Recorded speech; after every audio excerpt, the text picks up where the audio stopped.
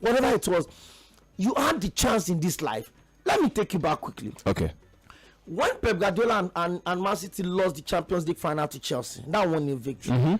Everybody knew that the only thing left for Pep Guardiola to win the Champions League was a striker. Yeah.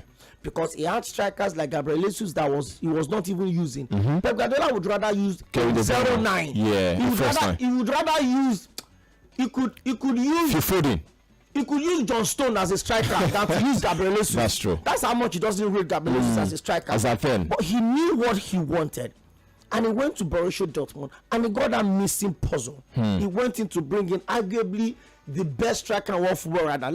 I was watching something over this weekend and I saw that in Haaland's first game, his introduction to German Bundesliga, he scored hat-trick in 15 minutes. Yes.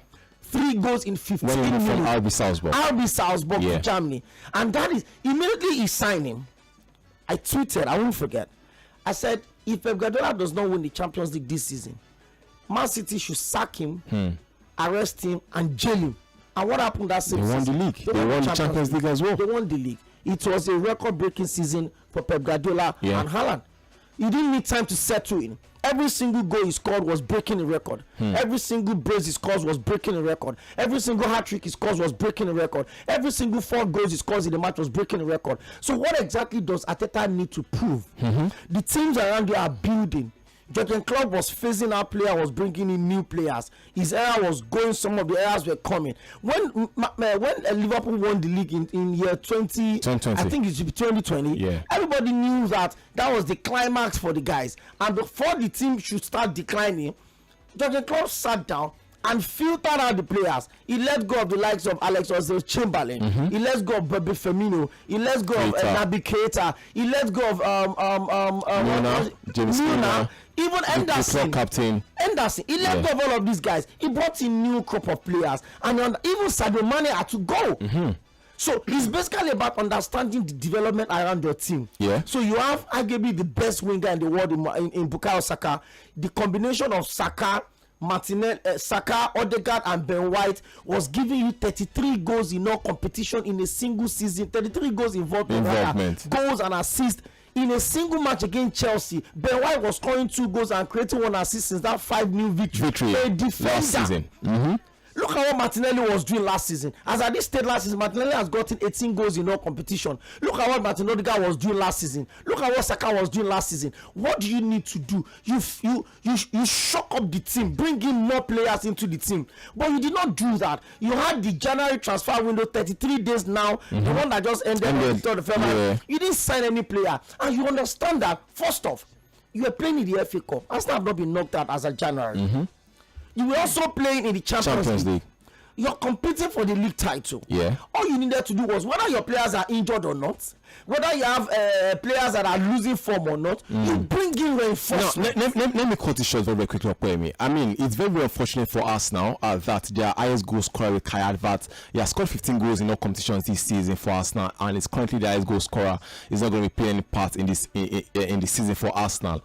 And I actually also believe as well that Arsenal's need for reinforcement, or for a striker in quotes, came to the fore during the January transfer window, when it was evident and confirmed that Kai Havertz were not going to. I'm getting to a point. Now, you would also recall as well, back in November, that Edu Gaspar, the club sporting director, left his role as the sporting director of Arsenal. Now, is there some form of linkage between, because I believe Edu Gaspar will definitely bring whatever Arteta wants for him. So that is it a case of Edu Gaspar not being, not being the sporting director anymore, and that's why Arsenal are unable to bring in their signing? Was it this December that it became obvious that Arsenal needed a striker? Absolutely not. Let me believe something. I believe so. No, I don't think so. Okay. I've always said it that Olivier Giroud is one of the most unfortunate strikers we have in world football. Okay. Since the time that Giroud had been at Arsenal, every single transfer window, there's a striker potentially linked to Arsenal. Yes. If it is not Benzema, it is Lewandowski. If it's not Lewandowski, it's this person. If it's not this person, it's this person. Even when they had Alexander Lacazette, even when they had Patrick Aubameyang, strikers were still being linked to Arsenal. So when all of those players fizzled out, Arteta, for whatever reason, I wanted to mark his own territory, let go of not even Nketiah, let go of the captain of the side that time, let go of Lacazette as well. The following season, he was trying to filter the side. We knew all of those players, the areas were going to go. But if you're letting players go, you should know that you have to constantly build a replacement for these players. Arsenal is a big team, and the funny thing is that for a team that have not won the Premier League in 21 years, for a team that have never won the Champions League, the closest they've gone was 2005-2006 season when they lost to Barcelona in Paris 2-1. Yeah. How they still maintain that status, that cult followership, is what I cannot decipher. How they've been able to hold on to their fans all around the world is what I still can't explain. How Arsenal fans manage problems, how they manage heartbreaks is what I don't know. We're Arsenal fans too. Yeah. I mean, it gives me all of the joy in the world when I see what Real Madrid is doing. So that is the most gracious competition. It's more like I'm lucky to have two different teams. One that does not understand what football is about, and the other one that understands what football is about. Because football is about the fans. It is about giving joy to the fans. It is not post-match conferences saying that over your dead body. It is not over post-match conferences saying that you have to stick together. Stick together for what exactly? I watched Arteta's post-match conference yesterday after the goalless draw against Nottingham Forest, and he was saying that they played better than they did against West Ham. So a draw. You felt like a goalless draw in a game where you desperately needed to win. Okay, now, do you think Arteta is rattled? Because also during that press conference, he made mention of the fact that they were better off than Liverpool. That Nottingham Forest took 4 points from Liverpool, and then Arsenal were also able to take 4 points from Nottingham Forest. Is there some form of making Arteta being rattled? Because of the maybe title chase between Liverpool as well as Arsenal. There's no title chase. The last title chase we had was 2 seasons ago and last season. There's no title chase, and I'm sure a lot of Arsenal fans may not exactly like what I'm about to say, but it's a piece of an advice for you. You have to manage your expectations. Don't think you would win the Champions League. There's no serious club, and I'll say this for a fact. You know what happened yesterday in that game? Arsenal needed a goal so bad. If we had Nottingham Forest, Arsenal were bringing in Zinchenko and Quiñones. Which of these guys can give you an assist? And I'm wondering, Quiñones is tall. Which don't let me store you with these glasses. It's fake, but I don't mind losing it. That's why I find it's fake. Don't try me. You need to score a goal, and then you looked at your bench, and then you took out Martin Odegaard, and then you brought in Zinchenko and Quiñones. Are you defending a goalless draw? I'm trying to understand. Wait, I'm coming. There was a chance. There was a chance for Martin Odegaard that he should have shot at the goal, but instead he passed. I think that was the last piece of action before he was taken out. That was it. We also saw Calafiori had a sharp cut. He should have placed the ball. We saw Merino as well. And let me tell you something. Arsenal's best striker. Arsenal have had only 3 shots on goals in 180 minutes of football. Clubs that are serious about competing for titles cannot have that situation. Against West Ham, they had only 1 shot on goal. Yesterday, they managed to have only 2. So how do you win titles without even trying to break it down? Do you know what Nuno said, the coach of Nottingham Forest? They asked him that why did he not reverse to his back 5 yesterday? He said because Arsenal were not playing with a striker. Yes. Exactly. He said because Arsenal didn't have a striker, Nottingham Forest could revert to a 4-4-2, and they even almost won the game. Chris Wood had a chance that would have converted yesterday. Exactly. Morgan Gibbs had a chance that would have converted. Even Oxlade also had a chance. Even Tyler when he came in, the maxed one, he also rattled the Arsenal defense. So the message is simple, and I will say this: Arteta will not take Arsenal to any glory. Okay, put that down. The manager that will take Arsenal to glory, he will do little or nothing.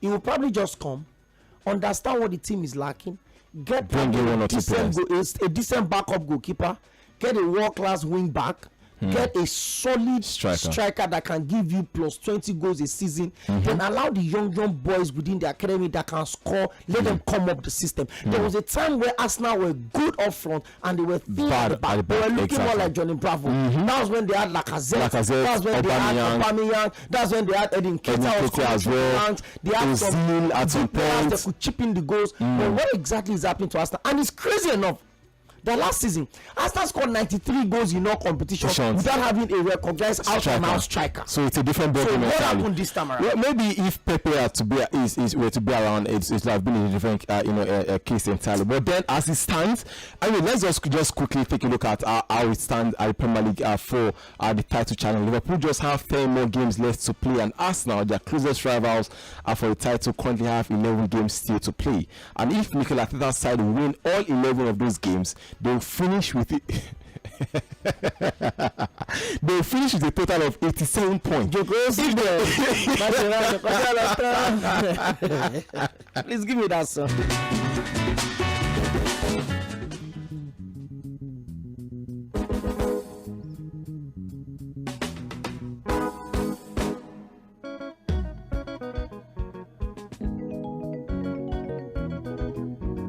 Joko síbẹ̀ o, má ṣe ránu kọjọ́ lọ tán.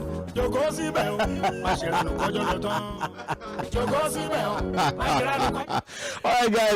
I mean, see, you guys should not even mind Okoemi at this moment. It's just kind to. I'm not the one hosting the show. I'm just the artist. Why are they not minding? He's just trying to be paid. All right, guys. Yes, of course, you can join the conversation. 013-6000-410, 013-6000-410. I'm going to be putting Okoemi on the spot today. He said that he does not think Mikel Arteta is the man to take Arsenal to the promised land. 013-6000-410. Let's also get to a yes a year from you guys. And just like what I was saying, before we had to just go for that quick breather, we mentioned now that as well, that if Mikel Arteta's side win all their 11 games, they will be finishing with a total of 87 points. And now that also means as well that Liverpool currently need at around 88 points to guarantee the title. And having already picked up 67 points, that's Liverpool now. And Liverpool also need another 21 from their final 10 games to mathematically seal the title. So that means the league is not done and dusted. Let's get a hear from you guys. Hello, good evening. Anywhere coming from very quickly.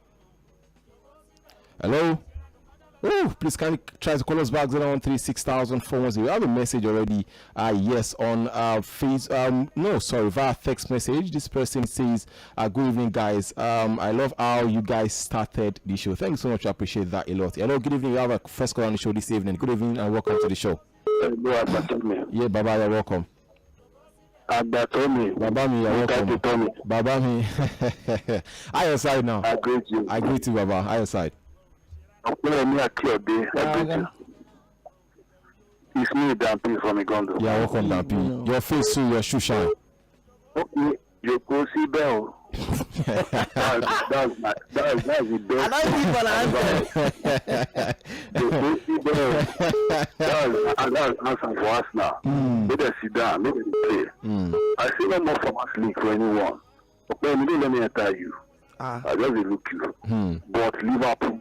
Now we carry the league. We will Champions League. Now we get that. Thank you. Madrid. Not Thomas Cup for anybody. Thank you so much, Davy. Hello, good evening. Hello, coming from very quickly. Hello. Yeah, hello. You're welcome to the show. Good evening. This is Mr. Sunday calling from Ikeja. You're welcome, Mr. Sunday. Yeah. Arsenal problem. Arsenal need deliverance, so. Because Arsenal need deliverance. Well, like Arteta, I don't think that Arteta can take Arsenal to anywhere. Arteta, in Ghana, don't stop. That's why I say Arsenal don't remain one place. If you see a coach that can take the club to glory, to win trophy, like, for example, like Ancelotti, who comes from Bayern Munich to Barcelona. He is first time as he just came. Look at what Ancelotti is doing now. He changed Barcelona. He just changed them. Totally, yes. And if you see the way he's doing, you know that he's a coach.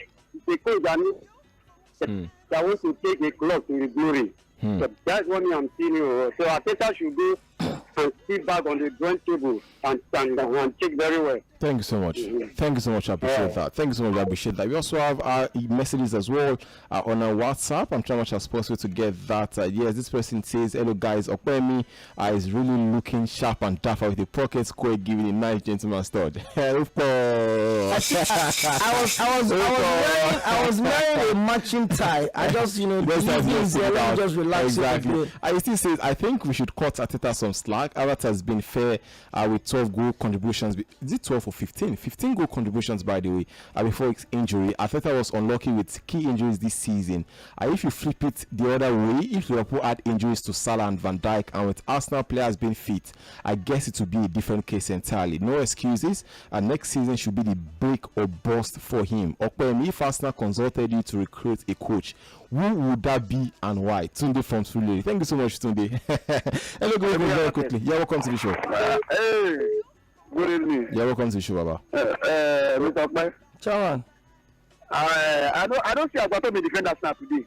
I can Liverpool fans. He's now 13 points. Before it was 11 points. Agbato be defend Arsenal before. So 11 points. If they do permutation, like Baba Jebu for us. But now, you know, defend them again. And that told me, we don't tell you 10 years after I do if they use a better striker, after we don't go to their goal.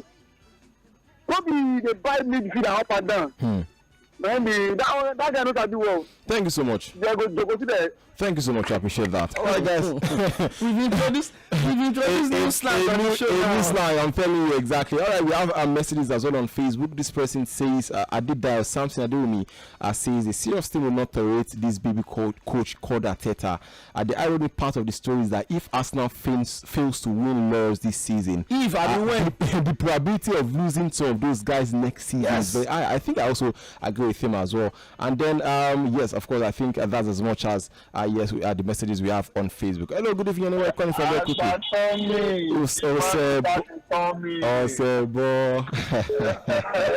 welcome. Oh, gift. Yeah, I'm calling from right beside the studio. I'm in traffic. Oh, wow. Yeah, good evening to you. So about Mikel Arteta, I feel this coach is sometimes I look at them and I see they have a sentiment towards a particular player. She get my point. It's the same thing Carlo Ancelotti does something that pisses me off. It's like because I see no reason why Arteta was depending on Havertz as the normal striker. Sure you get it. And when you hear some Arsenal fans speak, they're also delusional. They will tell you Arsenal does not have a scoring problem. So I tell you what someone like Alan gives you is the day that the entire team is not firing on all cylinders.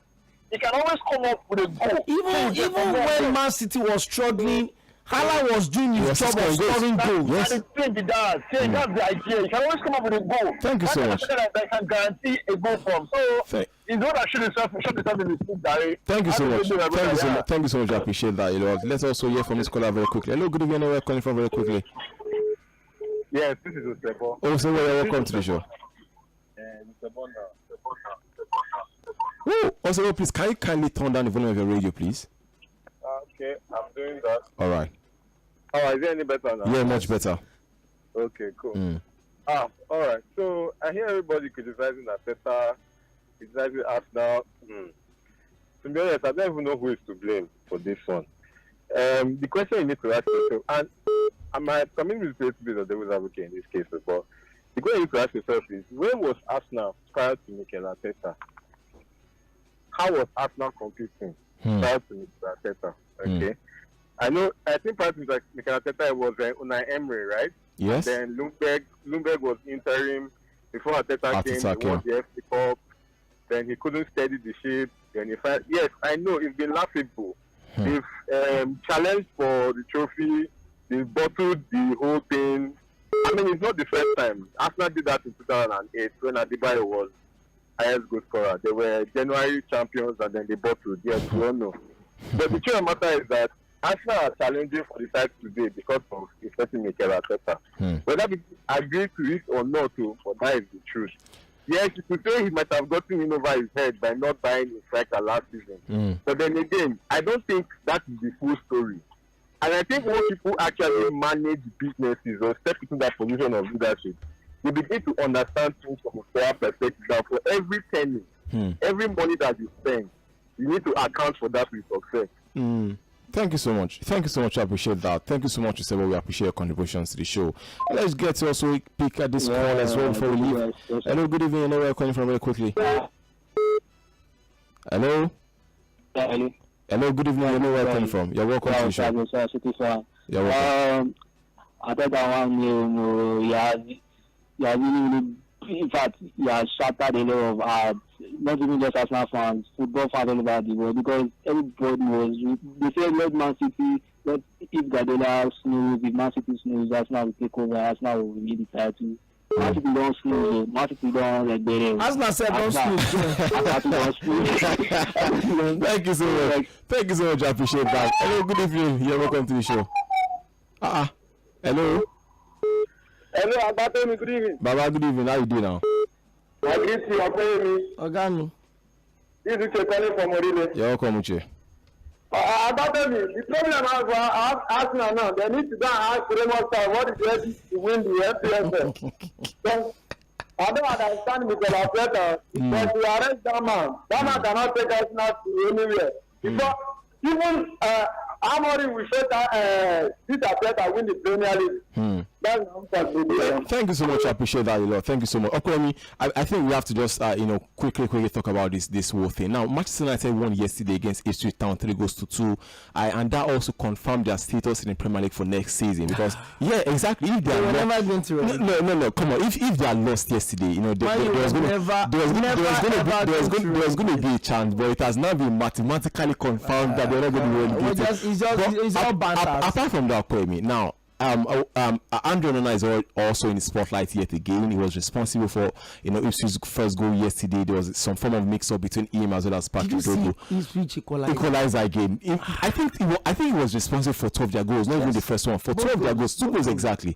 Now, is it a case of being a modern sweeper goalkeeper or being a goalkeeper and then preventing goals? Because it just looks like Manchester United are really not tired of the kind of mistakes that we continue to see from Andre Onana week in, week out. Onana had made 6 errors now. Direct errors. The next is Robert Sanchez 5, which is 6. And you ask yourself again, for a club of Manchester United's caliber. And the truth is this: which caliber? Where's the caliber? We have depth of we have a bit depth of quality goalkeepers in world football. Rather, let's be sincere with ourselves. We don't have. There was an era where we had a major goalkeepers available in every transfer windows. But right now we don't have that big pool of quality goalkeepers to choose from, and that's because excitedly world football seems to be evolving. And then you made mention of the sweeper keeper job. Yeah. But you know what I always tell people? Your principal job as a goalkeeper is to prevent goals, is to make sure that the ball does not cross the line, whether offside, whether VAR will still remove it, whether it's an own goal, whether it's a deflection. Your major job, being paid to whether you're goals. a gripper or you're a sweeper hunter, your major job as a goalkeeper is to make sure that you don't concede goals. So whether you sweep, whether you give 300 assists, your principal job is to make sure that you guard the post. So I think Manchester United, and I understand where everybody is coming from, but the illusion of is a sweeper.